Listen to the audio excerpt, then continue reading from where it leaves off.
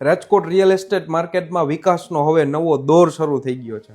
Rajkot market હવે શાંતિથી આગળ તો વધી રહ્યું છે, પણ જે લોકો આ માર્કેટને નજીકથી જોવે છે અને જાણે છે એમને સ્પષ્ટ સંકેતો દેખાઈ રહ્યા છે. પહેલા છે ને રાજકોટનો ગ્રોથ ધીમો હતો, એન્ડ યુઝર ડ્રીવન હતું અને વેલ્યુ બેઝડ માર્કેટ હતું. પરંતુ હવે રાજકોટ એક નવા ફેઝમાં પ્રવેશ કરી રહ્યું છે. તો હવે પ્રશ્ન છે કે શું બદલાઈ રહ્યું છે? રોડ કનેક્ટિવિટી અને રિંગ રોડ ડેવલપમેન્ટ, ઇન્ડસ્ટ્રીઝ અને એસએમઈ બિઝનેસનો જોરદાર વધારો, અને બાયરો હવે ફક્ત મકાન નથી માંગતા, તેઓ લાઇફસ્ટાઇલ માંગે છે. ટાયર 1 સિટીઝના ઇન્વેસ્ટરો પણ હવે રાજકોટમાં આકર્ષિત થાય છે. તો આનાથી બિલ્ડરો અને ઇન્વેસ્ટરો માટે શું સંકેત છે? સૌથી પહેલું છે ગ્રોથ કોરિડોર. નજીકની જમીન ફ્યુચરમાં સૌથી વધુ ફાયદો આપશે. મિડ સેગમેન્ટ હાઉસિંગની ડિમાન્ડ છે ને મિત્રો સૌથી વધારે રહેવાની છે, અને જે ધીરજ રાખશે ને આ માર્કેટમાં એને સૌથી સારામાં સારો લાભ વધારે થવાનો છે. એટલે કે આવનાર ટાઈમમાં બ્રાન્ડ ટ્રસ્ટ અને ક્વોલિટી વર્ક સૌથી વધુ મહત્વપૂર્ણ રહેવાનું છે.